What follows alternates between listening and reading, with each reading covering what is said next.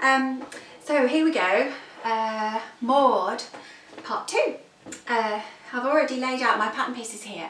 Last time we talked about putting the PDF together, which is quite simple, and I'll add a little photo of what it looks like when it's all added together.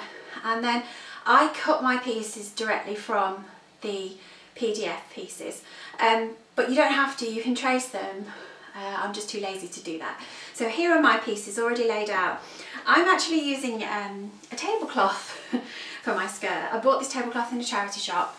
I have a bit of an issue with tablecloths, curtains, anything like that really. There's a charity shop near me that always has lots of really interesting ones, and I just think they make really nice clothes, but you don't have to use a tablecloth. This is just the one I want to make.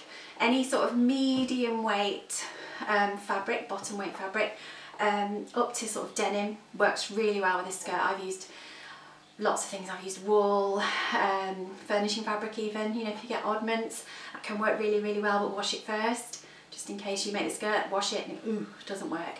So this is my lovely retro tablecloth, and I've laid out my pieces slightly differently to how they are in the instructions because I wanted to make the most of the pattern. Now I'm not trying to match the patterns on this tablecloth. It's quite tricky with the pocket anyway because it's at a slight angle. But I have laid out my pieces making use of most of the patterned part of the tablecloth, because you can see it's got this white border around the edge and this white bit in the middle. So I've got my centre front and centre back either sides of that piece there, and then the side back panel is here, and the two panels that make up the two side panels are here and here. So that's fine. I've used weights to hold this down. I don't always use weights. I was taught to use pins, but I tend to use weights when the pattern paper is quite thick, or I'm using card, because a lot of my patterns are on card because they're self-drafted, and if they're on card I can just put weights on and draw around them. But if I'm using a paper pattern when I'm sewing for Sew Now magazine, I will use pins. I wouldn't use weights. I would pin it down carefully. A couple of little things to remember when you're laying out your pattern. Have a look at the layout that comes with your pattern, because they're always really helpful. But a couple of things to remember is to always put things on the straight grain. I don't know whether you can see that arrow there. If not, I'll add a picture. But this arrow needs to be on the straight grain of the fabric. So that's the warp threads that run down. It needs to be on there. At a push, you can put it on the weft threads that go across. Now, to make sure it is straight, the best thing to do is measure from each end of the arrow to the edge of the fabric, preferably the selvage. Now, you can probably see there's a slight problem with this. This is an old vintage tablecloth and it's become quite warped. If it was new fabric, that would be nice and straight, so you could measure, and if you've got the same measurement from each end of the arrow to the edge, then you know it's nice and straight. Pieces that need to go on the fold are a lot easier because they have these 90-degree angles to the arrows, and that means that it needs to go on a fold. So that's a couple of things to begin with. So I will just quickly cut this out. So when you're cutting out, oops, it's important not to lift up the fabric too much, to keep your scissors nice and flat like this, and do nice big cuts. Quite often beginners lift up the fabric too much and they do little snips, and it makes for a very jaggedy edge. And as we know, the cutting out is one of the most important steps when you're dressmaking. Cutting out and the pressing are the most important things. So that's that piece.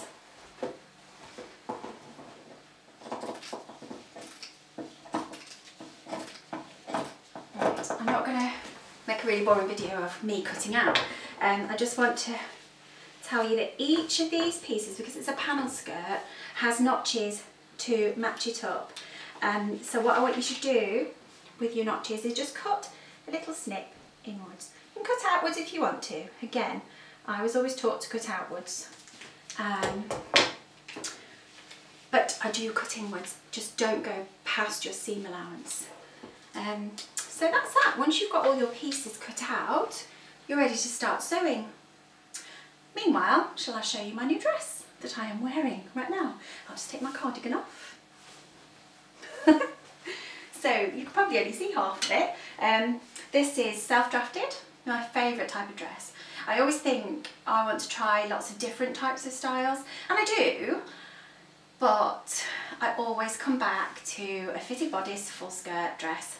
They're the things I feel most comfortable in, and you know, I love a floral print. It's just, you know, this is just the way it is. So I don't know how much of that you can see, but it's got princess seams front and back, short sleeves, and a gathered skirt. There's 3 widths of fabric in this skirt because I do like I like a bit of a rustle. So I don't know how well you can see that, hopefully well enough. And yeah, that's it. So the next bit will be putting the Maude skirt together. Okay, till next time, bye. Hi. Hello. So in the first part of this video I talked you through cutting out the Maude skirt, and so now I'm going to talk you through the next part, the first stage, which is creating the pocket at the side of the skirt and the side panels. So we've got a side front upper panel and side front lower panel, and you will have cut a notch. Can you see that? I don't know whether you can see that. In there and in that one. And so those notches match like this. And then you take some pins. Now I don't know how you like to put your pins in. I put mine at right angles to the sewing machine so I can sew straight over them, but if you're a beginner, that can sometimes be a bit tricky, so you might want to put them straight down and take them out as you go, but I'm just going to do it like this. Of course, when I was at school, we had to pin and tack before we were allowed to sew anything on the sewing machine. It was only when I was in the 6th form that my lovely needlework teacher said, "Oh, you don't need to tack anymore, Jeanette." So what I'm going to do then is I'm going to sew along here. It's a 1.5 centimetre seam allowance on this skirt, and well, that's it really. 1.5 centimetres in, and then neaten the edge. And then what happens is, well, I'll show you with this one actually. You can see I've folded this in position. Imagine this is a side panel and this is the pocket. So it's joined across here, and then you've got little notches where the fold of the pocket is, which is marked on the pattern. So you fold it down, and that's how the pocket is created when it's sewn in to the side panels. So I'm going to do that now and I'll be back. Hi!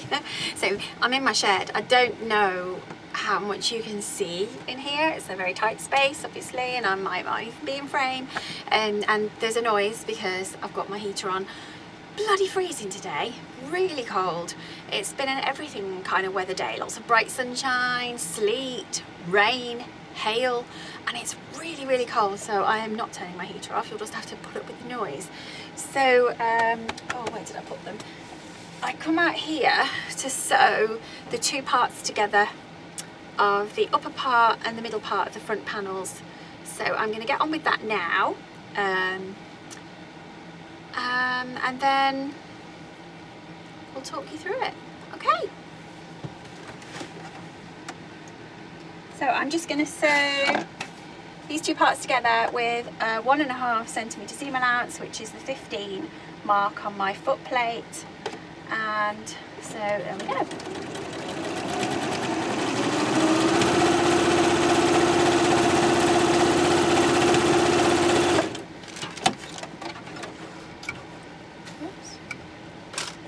That one. Let's do this one.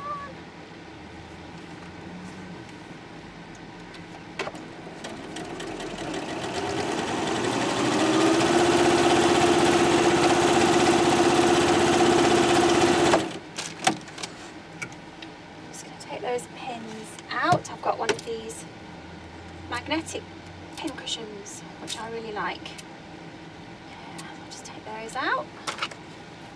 Take those out,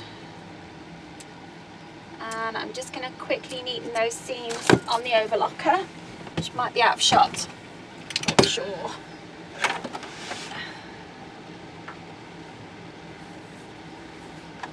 So I'm just neatening the seams, so I'm just taking the edges off.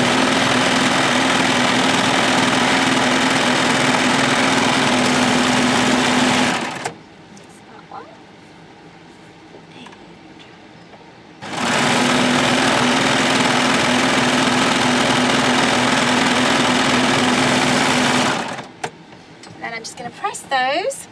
You can't see the ironing board from where you are, so I'm going to press them flat first of all, and then I'm going to use the notches that I put in to mark where the pocket folds to and where it folds in the lower pocket, and I'm going to press those in place, so I'll show you in a second.